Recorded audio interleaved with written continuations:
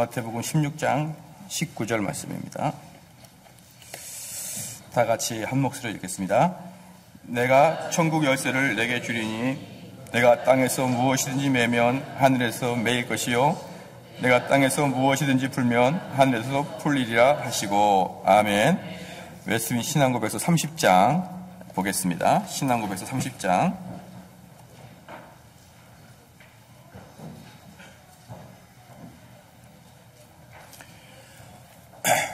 30장 교회의 권징에 대하여 한번 알아보겠습니다. 30장 1항 2항 두 개만 보겠습니다. 1항 2항 같이 한번 읽겠습니다. 시작. 교회 왕이여 머리이신 예수께서 정부의 위정자와는 구별된 교회 직분자들의 손에 다스리는 권을 지정하셨다. 이 직분자들에게는 천국의 열쇠에 맡겨져 있다. 그들은 이 열쇠의 권능 덕분에 말씀과 권징을 사용하여 죄를 저지하기도 하고 용서하기도 하며 회개치 않는 자에게는 천국문을 닫기도 하고 회개하는 자들에게는 복음의 사역을 통하여 천국문을 열어주기도 한다. 경우에 따라 권징을 사면해 줌으로써 천국문을 열어준다. 아멘. 이제 신앙고백서가 거의 마무리를 해갑니다. 그런데 이제 우리가 이 신앙이라는 것은 아까 오전에 말씀에도 드렸지만 내 마음대로 하고 그러는 게 아니에요. 모든 게 체계가 있는 것이고 모든 게 한계가 있고 규율이 있는 것이다. 바로 그러한 것들을 익숙하게, 그러한 것들이 여러 가지 한계가 있잖아요. 체계가 있지 않습니까? 그러한 것들이 내가 아주 익숙하게 될 때가 믿음이 좋아지는 거예요. 믿음이 좋아지는 것이다. 그러니까 이 웨스민 신앙고백서 이러한 것들을 꾸준히 읽고 공부하고 또 듣고 그러면서 여기에 반하는 나의 모든 생각들을 딱 칼로 절단을 시켜야 됩니다. 이건 나랑 좀 생각이 다르네. 이게 다르는 게 아니고 내가 틀린 거예요. 그런 것들이 신앙고백서라는 겁니다. 심지어 이 신앙고백서는 여러 가지 조직신학책이 있잖아요. 뭐 벌코프의 조직신학, 바빙크의 조직신학, 이런 벌코프나 바빙크 이런 모든 조직신학들은 어때요? 아주 훌륭하긴 하지만 한 사람에 의해서 써 있지만 이 신앙고백서라는 건 어떻습니까? 한 사람이 아니라 여러 학자들이 교회의 결론을 통해서 맺어진 게 신앙고백서이기 때문에 이 신앙고백서는 여러분이 성경과 같이 들고 다니면서, 우리 왜 그러냐면 성경을 통해서 구체적인 것을 우리가 도출해낼 수는 없잖아요. 우리의 능력으로는 성경을 구체적으로 사용할 수 없기 때문에 그때 이 신앙고백서의 힘을 빌려서 우리가 어떻게 살 것인가, 우리가 교회 생활을 어떻게 할 것인가를 우리가 발견해내는 게 신앙고백서를 우리가 배우는 이유입니다. 요즘에 교회들은요, 예전에 비해서 더 화려해지고 또 여러 가지 많은 풍부해졌죠. 풍부해지고 화려해지고 그랬지만 어떻게 교회는 점점점 세상의 조롱거리가 되고 또 매스컴에서 연일 이 교회를 비난하는데 바쁩니다. 과거에는 힘은 없었지만 세상 사람들이 교회를 이렇게까지 빈정거리진 않았어요. 물론 교회를 썩 좋아한 적은 없었죠. 그러나 교회를 지금처럼 아예 이렇게 빈정되는 경우는 없다. 이것은 분명히 세상의 매스컴들이나 세상의 어떤 세력들이 교회를 미워해서 아주 의도적으로 그런 부분이 상당히 많고요. 그럼에도 불구하고 교회가 단초를 제공한 것은 분명하지 않습니까? 그래서 왜 이렇게 교회가 이 모양 이 꼴이 됐느냐 할 때 무엇 때문에 그런다? 시작. 권징이 없어서 그런다. 권징이 없어. 이 교회의 타락은 결국은 권징이었기 때문에 이 목회자와 당회 그리고 이 권징을 행하는 사람들의 가장 마음속에 무엇이 있어야 되냐면요, 우리 교회를 많은 사람이 오는 숫자적 성장을 추구하면 안 되고요. 여러분이 그런 마음이 딱 들어가게 되면 권징은 알코올처럼 사라지고 말아요. 이 교회의 순수성을 지키는 것이 하나님이 우리를 보내주신 사명이다라는 마음을 먹으면, 이 교회의 순수성을 지키는 것이 이 교회를 치리하는 자들의 마음 상태다 그러게 되면 당연히 권징은 따라올 수밖에 없는 거예요. 우리가 이 교회가 사람들이 떠나지 않기를 바라고 사람들의 숫자가 늘어나기를 원하기 때문에 권징이 없어지는 것이지, 떠나려면 얼마든지 떠나십시오라는 마음을 가지고, 그러나 그럼에도 불구하고 이 교회의 순수성을 우리는 지켜낼 것입니다 라고 마음을 먹는 순간에요, 권징은 당연히 따라오게 되어 있습니다. 종교개혁자들이 말했던 참된 교회의 징표 3가지 잘 아시지 않습니까? 첫 번째, 바른 말씀의 선포예요. 바른 말씀의 선포. 이 바른 말씀의 선포라는 것은 바르지 않는 말씀이 얼마든지 있다. 그게 전제 조건이거든요. 두 번째는 바른 성례의 집행입니다. 바른 성례 집행. 그리고 세 번째는 바른 권징이에요. 그러니까 이 세 가지가 있을 때 종교개혁자들은 그 교회를 참된 교회다 이렇게 얘기했어요. 왜 그 바른 권징과 바른 말씀은 같이 가야 되느냐? 권징이 없는 말씀은 공허하게 끝나고 맙니다. 아무리 강하게 얘기도요. 그 말씀을 듣지 않는 자에게 교회가 아무런 제재를 가하지 않으면 그 말씀은 한낱 메아리에 불과하고, 말씀이 없는 권징이 있으면 그건 강압이고 억압인 거예요. 그렇기 때문에 우리에게는 바른 말씀과 쌍두마차로 바른 권징이 같이 가야만 이 교회는 하나님이 추구하시는 거룩한 공동체가 될 것입니다. 그래서 먼저 그러면 우리는 이 권징이 무엇인가를 좀 알아야 돼요. 권징은 뭐냐?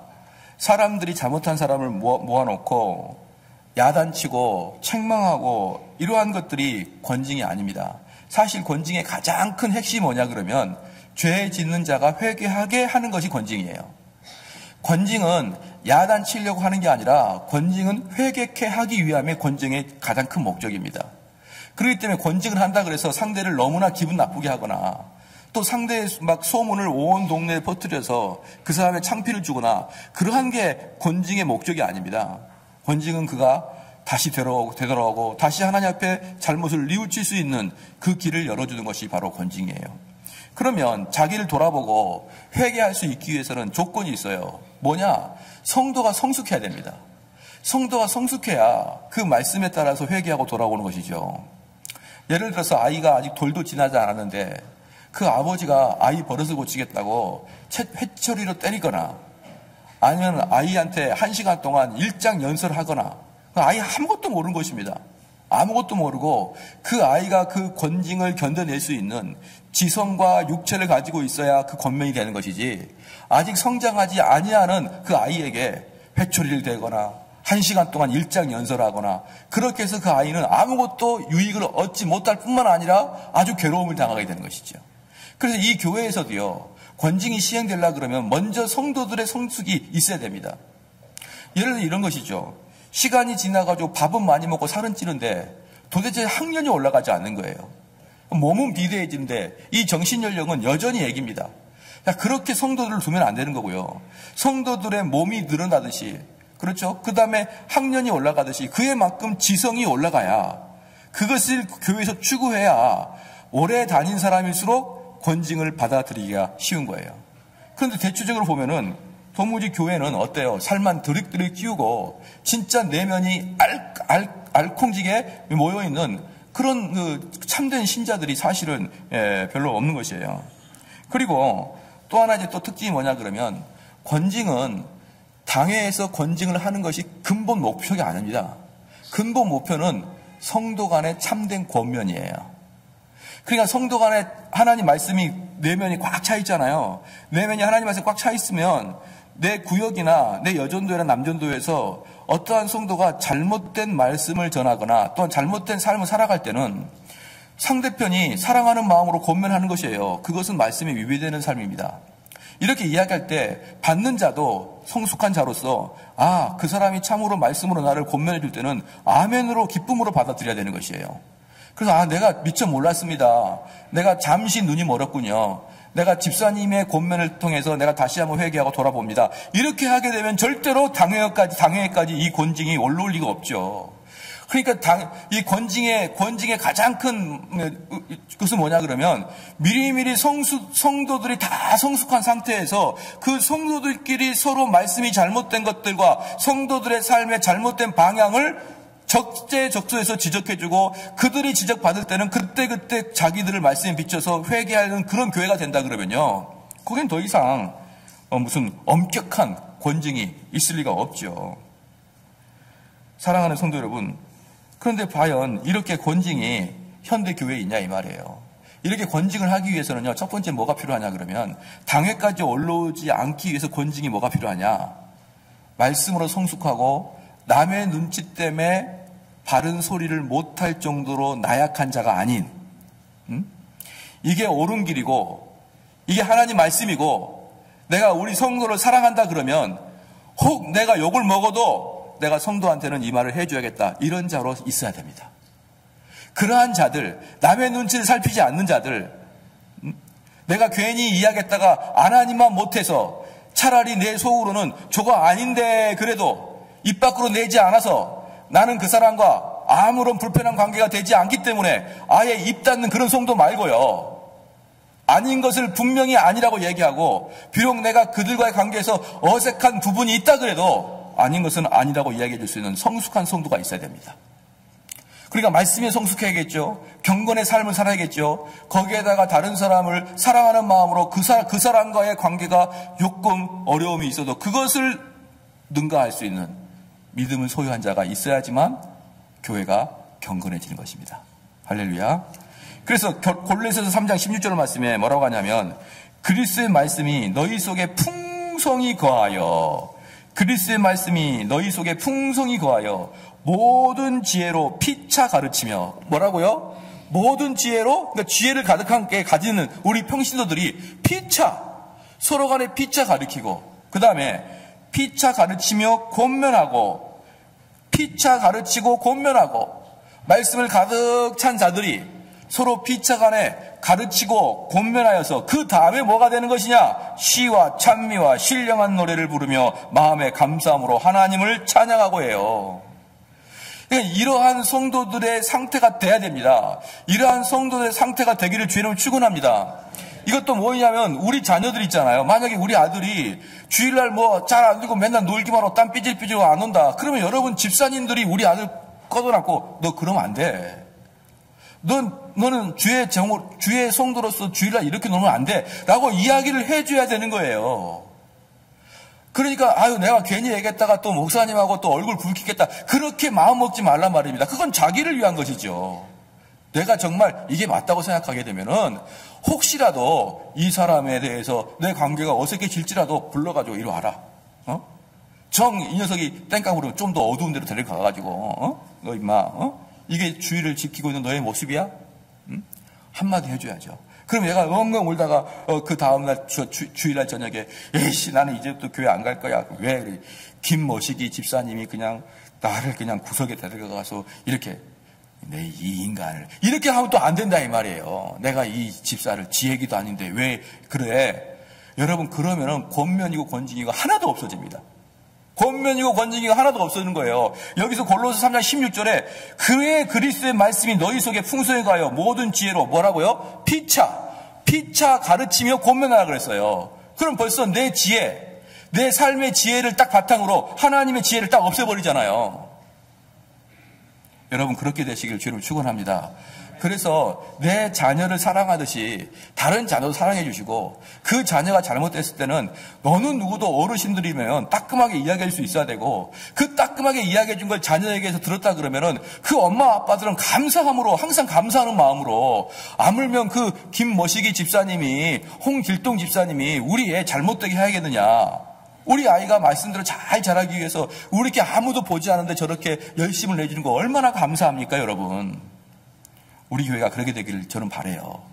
그냥 내 애나 그냥 챙기고 남의 애는 그냥 괜히 얼굴 붉히기 싫어서 아 이거 몰라 이렇게 된다 그러면은 이 교회가 어찌 거룩한 공동체가 될 것이며 어찌 이 교회가 하나님이 보시기에 깨끗한 공동체가 되겠느냐 이 말이에요. 그래서 서로 이 피차 가르치며 피차 권면하다 이럴 때 우리는 이 권면을 조금 무섭게 권징 이렇게 표현하니까 무서워요. 근데 권징이라고 하지 말고 권면이라고 하는 게 훨씬 부드럽습니다. 그 권면이란 말 안에는 그를 나중에 수찬 정직까지 시키는 그런 벌이 있기 때문에 권징이란 말을 쓰지만 성경에는 그걸 권면이라고 그래요. 그래서 권면 안에는 뭐가 있냐 그러면 죄를 책망하는 것도 있지만 때로는 위로해 줄 때도 있습니다. 너무 낙담해가지고 정말 힘들 때 성도가 피차 하나님의 말씀으로 그를 위로해주고 소망을 주고 그러한 일들을 하나님 앞에서 토설할 수 있도록 위로해주는 여러분 그러한 자가 되기를 주님을 축원합니다. 그런데 여기서 이제 문제가 뭐냐면 어디나 마찬가지로 이 권징을 반대하는 자도 있어요. 꼭 그 사람들이 있어요. 왜? 없으면 재미없을까 봐 꼭 하나씩 있어요. 그 사람들은 이렇게 말합니다. 주로 누가 누구를 판단합니까? 누가 누구를 쫓아낼 수 있습니까? 그나 우리나 다 똑같은 죄인 아닙니까? 그저 우리는 사랑을 해야 되지 않습니까? 이렇게 얘기하는 거예요. 그러니까 이 종교개혁자들이 말하고 있던 그 참된 교회의 세 번째 징표인 바른 권징이 지금 이 사람들 눈에는 뭘로 보이냐 그러면 사랑의 실천이 아닌 걸로 보이는 거예요. 그렇죠? 그래서 그들이 이렇게 말합니다. 비판을 하려거든 비판하지 말라 그러는데 우리가 누구를 비판할 것이며 우리가 누구를 판단할 것입니까? 이렇게 말하는 것이죠. 사랑하는 성도 여러분, 이 말씀은 옳고 그름을 판단하지 말라 그런 뜻이 아니에요. 비판을 받지 아니하거든 비판하지 말라. 이 말씀은 옳고 그름도 판별하지 말라 그런 뜻이 아닙니다. 평가하지 말라 그런 뜻이 아니에요. 무슨 뜻이냐? 내가 이웃을 판단할 때 판단해야 될 거 아닙니까? 내가 당신들을 판단해야 권면을 하든지 권징을 할 거 아닙니까? 판단을 해야. 응? 판단 없이 어떻게 권면합니까? 그러니까 우리 그리스도인들은 판단하지 않는 게 아니에요. 남을 비판하지 않는 게 아닙니다.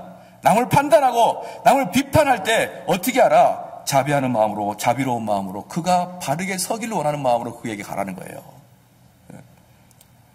얼마나 말씀들을 왜곡한지요. 이 말씀 비판하지 마라. 이 말씀 가지고 이미 한국교회는요. 권징이고 권면이고 사라져버린 지가 오래입니다.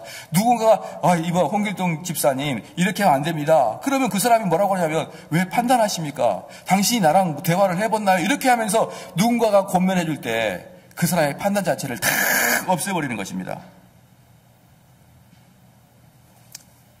권징으로 교회를 성결케 하고 주님의 뜻을 범하는 자가 우리는 징계하고, 그렇죠? 교회의 거룩함을 해치는 심각한 일이 있을 때는 그럼에도 불구하고 용서해주자, 품어주자 하는 자들은요, 권면과 권징을 분명히 우리에게 명령하신 우리 예수 그리스도보다 더 뛰어난 지혜를 가졌다고 생각하는 거예요.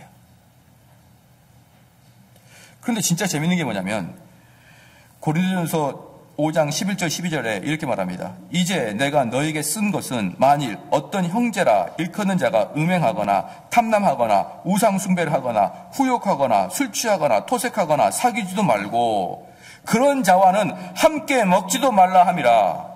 외인들을 판단하는데 네가 외인들을, 그러니까 교회 밖에 있는 자들이에요. 외인들을 판단하는데 내게 무슨 상관이 있으리오마는 교중, 즉 교회 안에 있는 자입니다. 교중 사람들이야 너희가 판단치 아니하냐 이 말이에요. 밖에 있는 사람들이야 외인들이야 우리가 판단한들 뭘 하겠습니까마는 교회 안에 있는 사람들은 너희가 판단해야 되지 않겠느냐 이 말입니다. 할렐루야. 여러분 이걸 잘 알아야 됩니다. 그래서 사람들이 자꾸 말씀을 왜곡해가지고 교회에서 누군가가 잘못한 것을 잘못했다고 말하는 것 자체를 판단하고 남을 비평하고 그렇다 생각하는데 그러지 않습니다. 여러분이 남을 비평하고 판단할 때는 그가 회개하고 돌아오는 자비로운 마음으로 그를 사랑의 마음으로 권면해 주라 이 말이에요. 그를 죽이고자 하는 마음으로 그를 욕보이고자 하는 마음으로 속독거리지 말고 그가 정말 잘되게 하기 위해서 그에게 판단을 해 주라 이 말입니다. 이게 바로 우리에게 주어진 주님의 명령인 것이에요. 그런데 많은 사람들이 그 주님의 명령보다 자기가 더 자비로워요. 자기가 더 사랑스럽고 자기가 더 지혜로워서 사랑으로 품어줘라. 에이 없던 걸로 덮어줘라. 그게 좋지 않겠느냐. 교회는 용서를 해줘야 되지 않겠느냐 라고 이야기할 때 우리는 하나님의 명령을 어기는 것입니다. 질문이 있습니다. 자꾸만 사랑 타령하는 자에게 질문이 있어요. 그러면 진짜 사랑이 뭡니까? 여러분 자녀가 담배나 피고 앉아있고 중학생이 맨날 스마트폰이나 하고 있고 맨날 게임이나 하고 있으면은 그 아이를 품어주는 게 사랑입니까? 아니면 그걸 못하도록 막아주는 게 사랑입니까? 교회에서 무조건 죄를 진 사람을 용서해 주시고 아무것도 없는 것처럼 허허 웃어주고 그게 사랑입니까? 그렇게 하지 못하도록 회개를 촉구하는 게 사랑입니까? 많은 사람들은 정말 자기들이 사랑의 사도인 것처럼 그렇게 가장하는데 그것은 하나님 보시기에 가증스러운 것이에요. 오늘 본문을 그대로 놔두시고요. 그대로 놔두시고 마태복음 바로 뒷장을 보십시다. 18장을 보십시다. 마태복음 18장을 봅시다.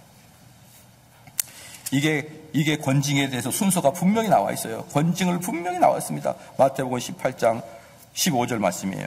마태복음 18장 15절 말씀입니다. 내 형제가 죄를 범하거든 가서 너와 그 사람과만 상대하여 공고하라. 이게 권징 아닙니까?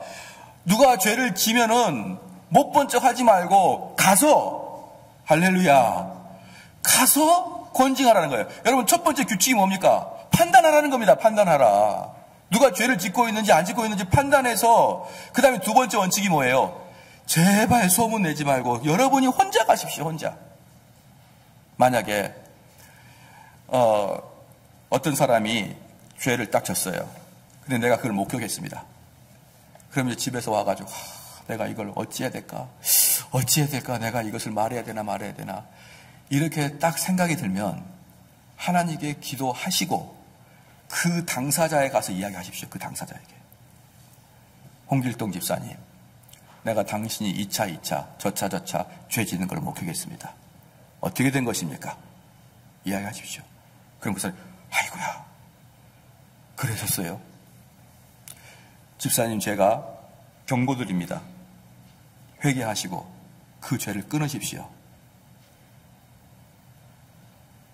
15절에 내 형제가 죄를 범하거든 가서 너와 그 사랑과만 상대하여, 그 사랑과만입니다. 그 사랑과만 상대하여 공고하라. 만일 들으면 네가 네 형제를 얻을 것이요. 만약에 그 사람이 순종하면 그걸로 끝나는 거예요. 아름답게 끝나는 겁니다. 그런데 만일 듣지 아니하면 한두 사람을 데리고 가서 두세 증인의 입으로 말하라. 중참하게 하라. 만약 이렇게 하는 거예요. 홍길동 여사님, 제가 당신이 이러한 죄를 진 거 봤습니다. 만약에 당신이 이 죄를 끊는다 그러면 이것은 내 손에서 끝내겠습니다. 그런데 당신이 이 죄를 계속 지면은 내가 두세 명에게 더 이야기하겠습니다. 그래도 듣지 않으면 내가 당신의 죄를 당회에다 보고하겠습니다. 그게 뭐예요? 교회 소문내겠다는 거예요. 맨 마지막이 교회 소문입니다. 근데 우리는 어때요? 다른 사람한테는 다 가는데 본인한테는 안 가는 거예요. 그리고 막 기도하다가 이 일 어쩌냐 기도하다가 그래 그래도 말해야지 그러면서 그 사람의 문제를 덜컥 제3자한테 딱 말합니다. 여러분, 스스로 지혜 있다 착각하지 마십시오. 하나님이 그러한 자를 가만두겠습니까? 하나님이 분명히 정한 순서가 있는데 죄를 목격하면 여러분이 혼자 찾아가서 그와 그 영혼과 그의 가족을 위해서 그 사람한테만 죄를 지적하고 그 사람과 나외에서 끝내버려야 됩니다. 근데 동네 방네 소문내고 다니고 교회에 소문내고 다니고 나중에 알고 보니까 나만 모르고 다 알고 있었네요. 되셨죠? 그 다음에 15절 계속 읽겠습니다. 16절 만일 듣지 않거든 한두 사람을 데리고 가서 두세 증인의 입으로 말마다 중참케 하라. 뭡니까? 이 두세 명도 결국 뭐예요? 나랑 똑같은 마음을 가지고 이렇게 합니까? 야, 우리 두세 명이서 끝내겠다. 나와 우리 두세 명이서 끝내겠다. 여기서 멈춰라. 17절 만일 그들의 말도 듣지 않거든 교회의 말하고 교회의 말도 듣지 않거든 이방인과 세례와 같이 여기라. 교회의 말한다 뭐예요? 동네방네 교회다 다 소문내버리는 거예요. 다. 홍길동 씨는 이런 죄를 졌습니다. 심지어 벽보까지 붙입니다. 벽보까지. 그리고 나서 그래도 듣지 않으면 이방인처럼 취급하라. 뭐예요? 출교시켜라요. 출교시켜라. 그래도 듣지 아니하면 출교시키랍니다. 18절 말씀에 진실로 너에게 이르노니 무엇이든지 너희가 땅에서 매면 하늘에서 매일 것이요 무엇이든지 땅에서 풀면 하늘에서도 풀리라. 이런 교회가 돼야 됩니다. 이런 교회가. 저는 우리 삼성제일교회가 정말 이런 교회가 됐으면 좋겠어요. 제가 우리 교회를 평가할 때 다른 부분에 있어서는 상당히 개혁주의 교회를 많이 따라가고 있어요. 근데 권징의 면에서는 택도 없다. 여전히 권징에 있어서는 서로 간의 얼굴 때문에 서로 간에 어떤 민망해진 것을 부담스러워서 서로 피하는 경우가 너무 많고요. 죄를 지어도 그의 당사자한테 가서 죄에 대한 지적도 못하고 말이죠. 또 다른 사람 3자에게 먼저 얘기해버리고 여전히 그러한 모습들이 우리 교회에 아직도 있습니다. 근데 저희 교회가 정말 여기 있는 이제 중직자 다 있으니까 잘 들어주실 게 뭐냐면 저희 교회는 권징을 할 수 있도록 여러분들이 도와주셔야 됩니다. 누군가가 지금 심각한 죄를 졌습니다 라고 할 때 여기 있는 분들이 그럼 그분을 모셔다가 그 죄를 지적하고 회개하도록 합시다 이렇게 얘기해 줘야 되는데 사랑으로 덮어주십시다. 절대로 그렇게 해주지 않기를 바랍니다. 그래서 하나님 말씀을 잘 실천하려고 하는, 그래서 하나님 말씀대로 그 권징을 하려고 하는 그런 사람들은 아주 강팍하고 사랑이 없는 사람으로 딱 만들어 놓고 자기는 하나님 말씀을 어기고 있으면서 동시에 사랑이 많고 자비로운 사람으로 딱 등극을 하게 됩니다. 이것이야말로 얼마나 가증스러운 일입니까? 하나님 말씀대로 순종하려고 하는 자는 이상한 사람, 강팍한 사람, 사랑이 없는 자로 만들어 놓고 하나님 말씀을 어기고 있는 당사자는 자비로운 사람으로 등극한다는 게 얼마나 가증스러운 일이겠느냐 이 말이에요. 그래서 이러한 것들이 교회에 있을 때는 우리는 권징을 해야 될 것입니다. 그러나 이 권징이 있기 전에 무엇입니까? 처음부터 교인들 상호 간에 서로 말씀으로 권면하고 위로하고 그렇게 죄를 막아서고 그리고 그가 나에 대해서 그 권면을 듣고 내가 죄송합니다, 회개합니다. 그러면 그걸로 끝내주는 이런 아름다운 교회가 돼야 되는데 소문이 모락모락 여기저기서 모락모락 나고 그냥 막 그러면 일반 교회랑 다를 바가 뭐가 있냐 이 말이에요. 일반 교회랑 다를 바가 뭐가 있느냐. 그래서 여러분들이 당사자에게 찾아가기가 어려울지라도 민망할지라도 그냥 믿음 가지고 다 가시기 바랍니다. 19절 보십시오. 마태복음 18장 19절 진실로 다시 너희에게 이르노니 너희 중에 두 사람이 땅에서 합심하여 무엇인지 구하면 하늘에 계신 내 아버지께 저희를 위하여 이루게 하시리라. 두세 사람이 내 이름으로 모인 곳에는 나도 그들 중에 있느니라. 이 두세 사람이 내 이름으로 모이는 곳에 나도 그들과 함께 있느니라. 이것은 주로 예배를 드릴 때 사람들이 기도 모임할 때 이 구절을 많이 사용하는데 이 구절은 권면 때 사용됩니다. 권면 때. 두세 사람이 나도 있는 곳에 나도 같이 있을 것이다. 나도 증인될 것이고 나도 그들이 회개하기를 내가 그들에게 영감을 줄 것이다. 되셨죠? 그렇기 때문에 권면하러 갈 때 어때요? 두세 사람 같이 가지 않습니까? 그러면 나와 함께 그리스도가 동행한다는 것을 아시고 가시면 되는 거예요. 그리스도가. 그래서 권징의 두 가지 큰 의미는 뭡니까? 첫 번째는 교인들을 거룩한 삶을 유지시키기 위함이고 두 번째는 능동적으로 하나님 말씀에 복종케 하기 위함입니다. 첫 번째, 교인들을 거룩한 삶을 살게 유지하기 위해서. 두 번째, 능동적으로 하나님 말씀에 복종시키기 위해서. 여러분, 이렇게 이야기하는 것입니다. 그러면 자 이제 다시 이제 30장 1항 했죠. 교회의 왕이요 머리이신 예수께서는 정부의 위정자와는 구별된 교회 직분자들의 손에 다스리는 권한을 지정하셨다. 그렇기 때문에 권징은 누가 하는 겁니까? 교회 직분자, 교회 직원이 하는 거예요. 교회 직분자, 교회 직원이 한다는 걸 믿으시길 주의 이름 축원합니다. 그러니까 당연히 치리하는 당회는 여러분의 잘잘못을 책임을 물을 수 있는 곳이 당회예요. 예를 들어서 우리가 옛날에는 어땠습니까? 옛날에 합동측 교회는 어땠죠? 주일날이면은 아이스크림도 못 사 먹었잖아요. 그렇지 않습니까? 근데 지금은 아이스크림이 아니라 무얼 먹어도 상관없지 않습니까? 그러면은 뭐 시대가 바뀌었다고 쳐도 무엇입니까? 교회에서 어느 정도 중직자나 또는 교회에서 어느 정도 할 사람이 주일을 온전히 성주하지 못하면 당회에서 권징을 들어가야 되는 것입니다. 당회에서. 왜 당신은 주일을 온전히 성수하지 못합니까? 이제 평신도도 아니고 말이죠. 성도로서의 얼마든지 주일을 성수할 수 있는 그런 자들이 오전 예배만 참석하고 오후 예배는 사라져버리고 없고 기도회 모임 때 거의 나오지 아니하면은 당회원들이 모여가지고 그 사람들 찾아가면서 불러서 왜 당신은 주일을 이런 식으로 보내십니까? 라고 권면을 해야 되는 것이지. 아유 그냥 가만히 있어버린다. 여러분 이거 누구 때문에 가만히 있는 겁니까? 결국은 내 얼굴 붉어지지 않기 위해서 그러는 거 아니에요? 만약에 우리가 이분들이 집사고 서리 집사면은 서리 집사 이상은 모든 사람이 주일 오후까지 참석하십시오 라고 해가지고 그것이 우리 교회에 정착된다 그러면 이 교회는 집사가 되기 위해서는 주일 오후 예배까지는 참석하는 게 규칙이구나 라고 알 거 아닙니까? 그런데 가도 그냥 무방, 그런가 보다 와도 무방. 그게 그리스도의 영광을 위해서입니까? 아니면 내 편함을 위해서입니까? 한번 정말 자신 있게 한번 생각해 보십시오. 그래서 교회 왕이요 머리이신 주 예수는 정부의 위정자로 구별된 교회 직분자들의 손에 의해서 다스려지게 하는 직분을 권한을 주신 것입니다. 그래서 만약에 장로님들이 여러분에게 따끔한 충고를 하게 되면은 아멘으로 받아들여야 되는 것이에요. 아멘으로. 당신이 뭔데 나한테 이래라 저래라 하는 거야. 나도 다 어른이고 알만큼 아는 사람인데 당신들이 뭡니까? 하나님이 주신 이 교회의 다스린 자들인데. 그 다음에 이 항이에요. 이 직분자들에게는 천국의 열쇠 맡겨져요. 지난번에 제가 이 설교했다가 우리 교인들이 저를 요상하게 쳐다보는 경향이 있었어요. 요상의 교단 16장 다시 한번 보겠습니다. 마태복음 16장.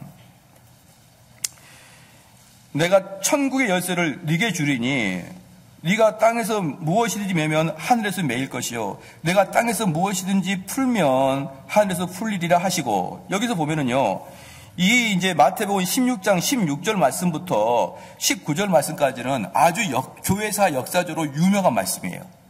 교회 역사적으로 유명한 말씀인데 왜 유명하냐 그러면 바로 이 말씀을 근거로 로마 카톨릭은 뭐라고 합니까? 자기들 교황이 베드로의 후손이라고 보는 거예요. 베드로의 후손. 그래서 16절에 보면은 시몬 베드로가 대답하여 가로되 주는 그리스도시요 살아계신 하나님의 아들이시니다 이렇게 얘기하니까 예수께서 대답하여 가라사대 바요나 시몬아 네가 복이 있도다. 이를 내게 알게 한 이는 혈육이 아니요 하늘에 계신 내 아버지이다 이렇게 얘기하면서 또 내가 네게 이르노니 너는 베드로라. 내가 이 반석 위에 내 교회를 세우르니 음부의 권세가 이기지 못하리라 하면서 내가 천국 열쇠를 누구에게 시작 베드로에게 줬다라고 말하는 게 로마 카톨릭이에요. 그래서 교황들은 선출이 되면 기념품으로 뭘 받냐? 교황이 선출될 때 큰 황금색 열쇠를 받아요. 그게 교황에 이제 선출됐을 때 왕관처럼 그걸 줍니다. 왜? 베드로에게 주어졌던 그 열쇠를 이제 몇 대손 후에 베드로의 후손인 교황 너에게 주노라 이렇게 얘기하는 거예요. 그럼 그 교황은 천국 열쇠를 받은 겁니다. 그렇죠. 그들은 이제 마태복음 16장 19절 말씀을 근거로 하는 거예요. 내가 천국 열쇠를 내게 주리니 네가 땅에서 무엇이든지 매면 하늘에서 매일 것이요 네가 땅에서 무엇이든지 풀면 하늘에서 풀리라 이렇게 했죠. 그럼 뭡니까? 교황이 뭐예요? 풀면은 땅에서 풀면은 하늘에서 풀리고 땅에서 매이면 하늘에서도 풀려요. 여러분 믿으십니까? 안 믿으십니까?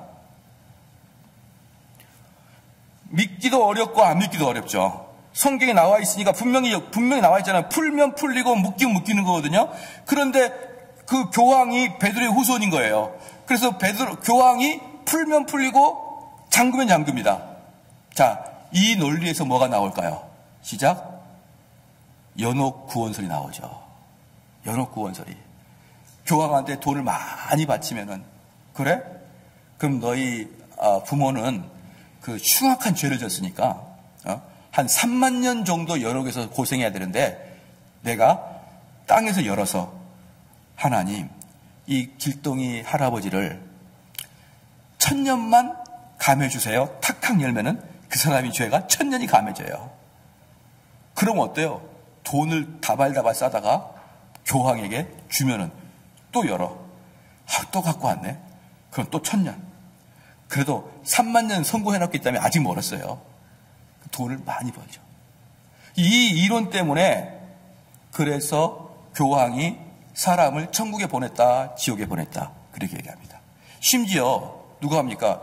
얼마 전에 그 교황이 한국 와가지고 우리나라 병자호란 이럴 때 순교한 카톨릭 신자들을 성인으로 봉인해줬어요. 성인으로. 누구예요? 교황이 열면은 성인이 되는 것이고 닫으면은 묶이는 거예요. 바로 이 구절이 로마 카톨릭은 우리가 베드로의 후손이라는 것을 증명하는 구절로 이 구절을 사용합니다. 그러나 우리 개혁교에서는 19절에 내가 천국 열쇠를 네게 주리니 이 너가 누굴까요? 시작. 사도 베드로의 고백이라고 봐요. 고백. 사도 베드로 그 자체가 아니라 사도 베드로의 고백. 16절에 시몬 베드로가 대답하여 가로되 주는 그리스도시요 살아계신 하나님의 아들이시니이다. 이 베드로의 이 고백, 이제 이 이야기는 다음 주에 제가 11시 예배 때 설교할 건데요. 이 고백이 엄청난 고백입니다. 이 고백이 기독교의 기로에 서 있는 고백이에요. 이 고백을 근거로 해서 그 고백 위에 내가 너에게 주겠노라는 것이에요. 할렐루야. 그러면 그 고백 위에 세워진 교회는 반석 위에 세워진 교회이기 때문에 지옥의 권세가 그 교회를 흔들지 못하리로다라는 것입니다. 그런데 문제는 뭐냐면 여기에요. 여기입니다.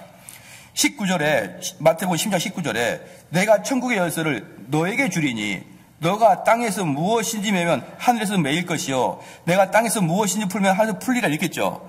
그러면은 어쨌든 그게 교황이든지 누군지는 모르겠지만 믿음의 고백인지는 모르겠지만 사랑하는 성도 여러분,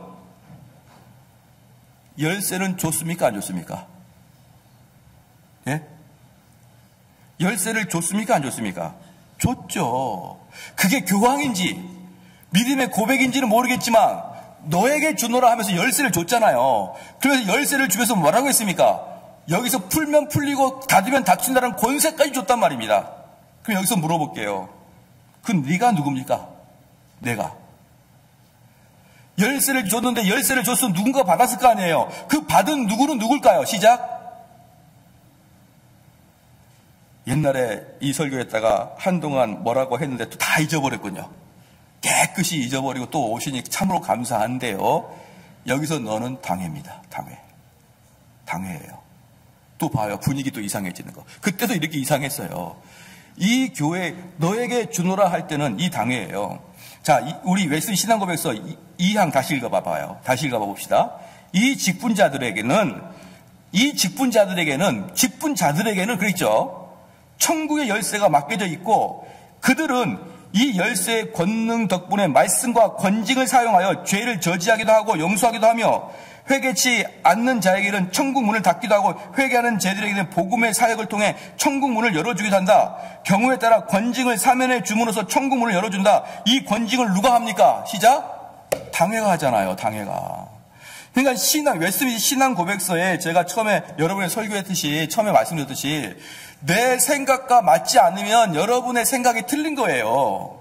그냥 신앙 고백서가 많다 이 말입니다. 그럼 무슨 그런 말 같은 소리도 안 씁니까? 어떻게 당회가 그런 권세가 있습니까? 라고 할 때 마태복음 16장 19절 말씀을 근거로 하여 신앙 고백서 30장 2항에 그것을 당회라고 치리하는 자라고 직분자라고 딱 표명을 해놨잖아요.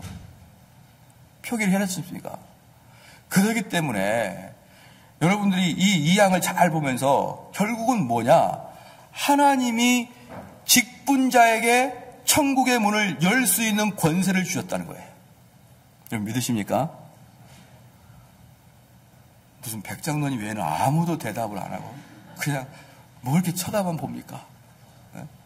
직분자에게 하늘의 열쇠를 열어서 여러분을 천국에 보내주도록 할 수 있는 것이 직분자다 이 말이에요.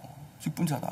이건 제 이야기가 아니라 신앙 고백서의 이야기고 역시 여러분들이 이것을 동의 안 하는 눈빛을 보낼까봐 처음부터 제가 생각이 다르면 그냥 신앙 고백서 따르면 된다라고 했던 이야기예요. 그렇죠? 다시 1절 읽어볼게요. 1항. 교회의 왕이요 머리신 주 예수께서는 정부의 위정자와는 구별되게 교회 직분자들의 손에 뭘 주셨습니까? 다스리는 권세를 줬고 2절에 이 직분자들에게는 나와 있잖아요. 이 직분자들에게는 천국의 열쇠가 맡겨 있다 이 말이에요. 그럼 무엇이냐? 이 직분자 중에 특별히 천국의 열쇠를 천국을 열었다 풀었다 열었다 풀었다 누가 합니까? 시작.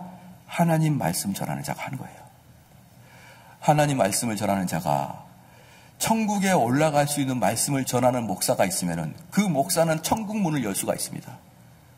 근데 그 목회자가 천국으로 올라갈 수 있는 열쇠가 없다. 천국으로 올라갈 수 있는 방법의 말씀을 전하지 못한다. 열 수가 없어요. 열 수가. 그래서 이 말씀은 뭐냐 그러면 정말 이 열쇠의 권능은 봐보십시오. 이 항에 보면 이 직분자들에게는 천국의 열쇠가 맡겨져 있는데 그들은 이 열쇠의 권능 덕분에 뭡니까? 말씀과 권징을 사용하여 천국 문을 열었다 닫았다. 천국 문을 열었다. 여러분 믿으십니까? 말씀을 사용하여 하나님 나라 갈 수 있는 법을 알려주고 그리고 하나님 말씀을 통해서 분명히 알려줬음에도 불구하고 죄를 짓고 있는 자들에겐 권징을 하여 회개케 하여서 말씀에 순종하게끔 하면서 다시 천국문을 여는 거예요.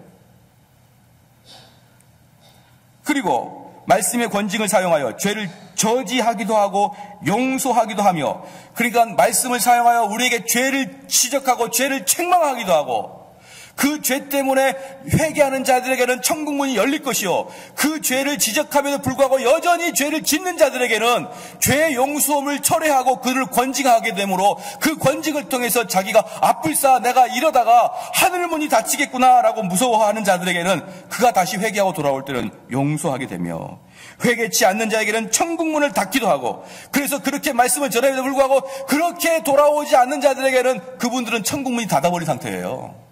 천국문이 닫기도 하고, 회개하는 죄인들에게는 복음의 사역을 통해 천국문을 열어주게 된다. 그러니까 회개하는 자들에게 뭡니까? 복음의 사역. 즉 무슨 말이에요? 우리 주님이 우리 위해서 무슨 일을 하셨는지 알려주심으로 다시 천국문을 열기도 하고, 경우에 따라서는 권징을 사면을 줌으로써 천국문을 열어주기도 한다. 그래서 사랑하는 성도 여러분, 이걸 바로 누가 하는 거라고요? 당회원들이 하는 거예요. 당회원들이. 목사가, 말씀을 전하는 장로인 목사가 말씀으로 여러분의 죄를 지적하게 되면, 여러분이 그 죄를 지적받고 잘 살아가고 있고 회개하고 있는지 아닌지를 장로님들이 살펴보는 거예요. 살펴보는 겁니다. 그런데 이 사람에게 그렇게 말씀을 들으면서도 불구하고 여전히 그들이 하나님 말씀을 전하지, 말씀대로 순종하지 않으면 장로님들이 권면하고 장로님들이 책망을 하면, 네, 제가 그 말씀에 순종하겠습니다. 이렇게 하는 게 장로교회예요. 이게 장로교회입니다. 이게. 여러분, 우린 장로교회가 얼마나 아름다운 제도인지 몰라요. 얼마나 아름답고 이 장로교회가 얼마나 성경적이고 얼마나 중차대한 일인지. 어떤 교회는 아이고야 장로 많이 세우니까 아주 그냥 걸리적거리게 하고 나 안 세울 거야. 그래가지고 어떤 교회는 2만 명이나 됐었는데 2만 명 됐을 때 장로가 5명이었어요. 그건 그 목사님이 장로교가 뭔지도 모르고 이 교회가 어떻게 흘러가야 되는지도 몰라요. 진짜 장로교회는 담임 목사의 말씀 선포와 장로님들의 감독 감시가 같이 있어야 되고요. 우리 성도들은 그 권위에, 그 하나님의 말씀에 키가 있다는 걸 동의하시고, 그분들이 당신은 지금 죄를 짓고 있습니다라고 말하면 죄를 짓고 있다는 것을 여러분이 알아야 되는 것이고요. 그 죄를 회개할 때에만 하나님의 열쇠가 풀려진다는 것을 여러분 믿으시길 바랍니다. 그게 장로교회고 그게 교회죠. 그게 권징입니다. 그래서 이 교회가 만약에 이러한 일들이 발생한다 그러면 누가 누구에게 덤비겠어요? 누가 누구에게 덤빕니까? 어디서 보니까 막 얼굴이 벌게 가지고 막 핏대를 세워가지고 그러면 됩니까? 막 그러는데, 여러분 그렇게 하면 안 되는 거예요. 그렇게 하면 안 되는 거예요. 그래서 이 말씀을 여러분 잘 기억하시면서 저희 교회가 앞으로 더 나아갈 때, 그러니까 이제 이 말씀을 전한 다음에 제 마음속에 뭐가 있냐 그러면 이제 우리 교회도 규칙을 정하는 겁니다. 이제 이렇게 해서 이게 개혁 장로교의 형태니까 이제 우리 교회도 이런 권징의 사역을 합시다라고 이제 하게 되면은 이제 하나씩 둘씩 여러분이 이것을 받아주시기를 주로 축원합니다. 또 뭐 여기만 교회냐? 못 나가면은 교회가 완두개냐? 그렇게 가봐야 심리도 못 가 발병 나요. 기도하시겠습니다.